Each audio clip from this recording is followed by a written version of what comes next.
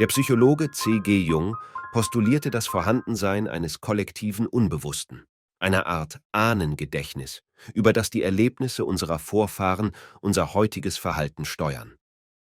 Wir sollten wissen, wer diese Leute waren und was ihnen widerfahren ist. In diesem Sinne: Das ist Europa, während der letzten Eiszeit, vor 44.000 Jahren. Zu eben dieser Zeit betritt die erste Gruppe unserer Vorfahren diesen Kontinent und trifft dort in erster Linie auf Mammuts, die gefühlt überall herumstehen. Das ist großartig für unsere Ahnen, denn sie können fast alles, was sie so brauchen, einfach aufsammeln. Und so bleibt jede Menge Zeit für irre Abenteuer mit Säbelzahnkatzen, Riesenhirschen und den eben schon erwähnten Mammuts. Und einer anderen humanoiden Spezies, Neandertalern. Da muss ich jetzt dann aber doch etwas weiter ausholen und ich brauche die grobe Karte. Also, es ist so, alle Menschen auf diesem Planeten stammen ursprünglich von einer einzigen Frau ab. Tatsächlich. Und die hat in Ostafrika gelebt. Vor etwa 120.000 Jahren. Und damit man sich das besser vorstellen kann, sehen wir uns mal die Khoisan an.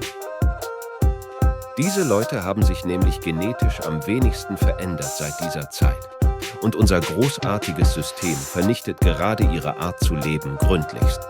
Denn Jäger und Sammler sind selten neoliberal und wollen auch nicht ständig allem ein Preisschild aufkleben. Unsere Vorfahren jedenfalls machen sich dann irgendwann auf in Richtung Norden. Und während irgendjemand anderes in Botswana eine riesige Python aus dem Stein schlägt, erreichen unsere Ahnen den Nahen Osten und machen eine unfassbare Entdeckung. Es gibt noch andere Menschen auf dieser Welt. Neandertaler. Menschen wie wir und doch genetisch verschieden von uns. Es funkt dann heftig zwischen den Gruppen und das bleibt nicht ohne Folgen. Und verstehen Sie das richtig? Das sind keine bedauerlichen Einzelfälle. Sexuelle Kontakte waren normal und aus diesem Grund haben alle Menschen außerhalb Afrikas Neandertaler-Gene und die Afrikaner eben nicht. Ja, ich weiß. Das ist für die Adolfianer im Publikum jetzt wirklich hartes Brot. Denn hier nochmal zum Mitmeißeln. Das mit dem reinrassigen Herrenmenschen könnt ihr knicken.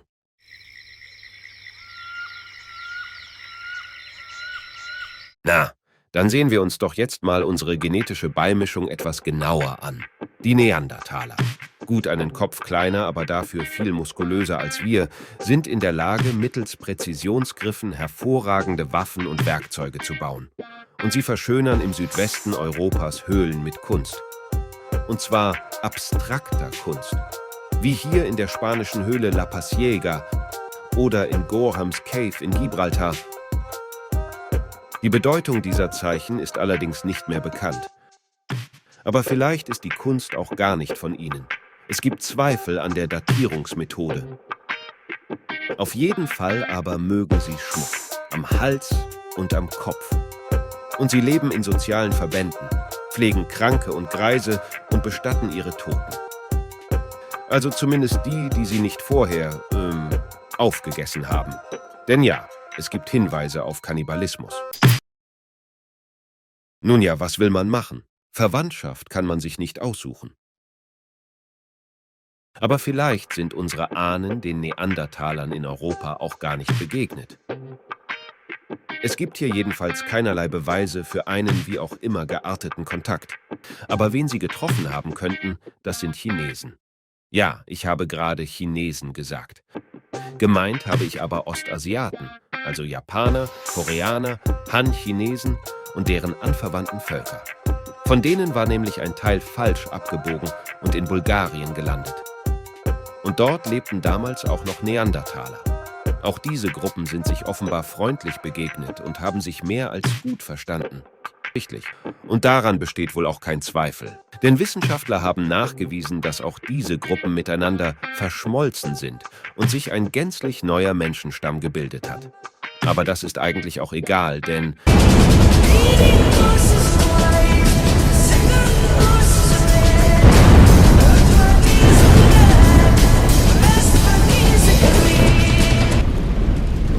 die Phlegräischen Felder in Italien brechen aus. und verursachen die größte Umweltkatastrophe Europas der letzten 200.000 Jahre. Um das Ausmaß der Zerstörungen zu verdeutlichen, genügt ein Blick auf die Karte. Im Donaudelta, also hier, liegt die Asche, die auf diesen Ausbruch zurückzuführen ist, noch 1 Meter hoch.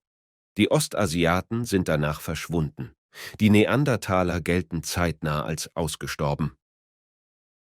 Auf der anderen Seite der Alpen sind unsere Vorfahren zwar vor der Asche und den damit verbundenen Verheerungen geschützt, aber der gewaltige Ausbruch löst einen vulkanischen Winter aus, der mehrere Jahre anhalten wird.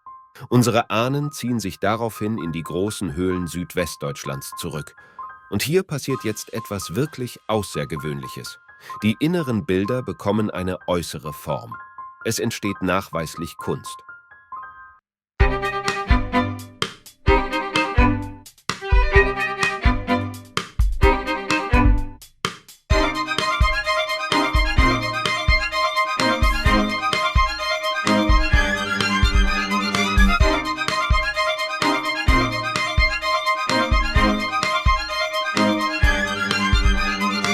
Unsere Vorfahren bilden aber nicht einfach nur ab, was sie sehen. Zum ersten Mal in der Geschichte Europas erblicken wir Zeugnisse von Religion und Glauben.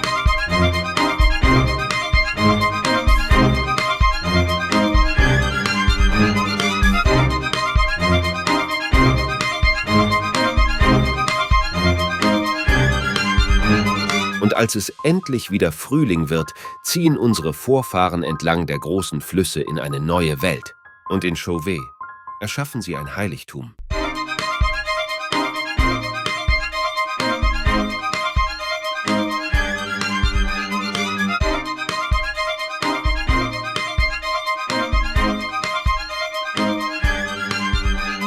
Und noch weiter im Westen Frankreichs, an der Dordogne, entstehen erste Felsgravuren. Und es werden Mondkalender benutzt. Diese Kultur unserer Vorfahren breitet sich in der Folge über große Teile Europas aus. Doch dann wird Chauvet, nachdem der Ort Jahrtausende lang immer wieder aufgesucht wurde, verlassen. Denn der Winter kehrt zurück. Die Sonne fällt in eine Art Tiefschlaf und zeigt kaum noch Aktivitäten.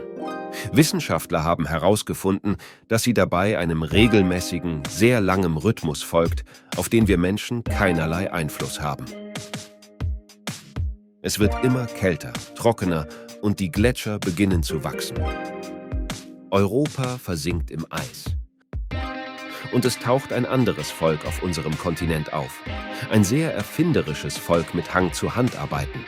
Sie erfinden die Nähnadel, das Weben und das Netz, das sie aus rätselhaften Gründen auf dem Kopf tragen. Und auch sie erschaffen Kunst. Weltberühmte Kunst. Wie hier im Osten Österreichs. Aber die meiste Zeit basteln diese Menschen an Perlenketten. Die brauchen sie nämlich als Schmuck für ihre Menschenopfer. Aber das werden wir uns dann in der nächsten Folge genauer ansehen. Drückt den Like-Button, abonniert und schreibt bitte Kommentare. Ich verabschiede mich für heute und wünsche euch alles Gute bis zum nächsten Mal, wenn es wieder heißt.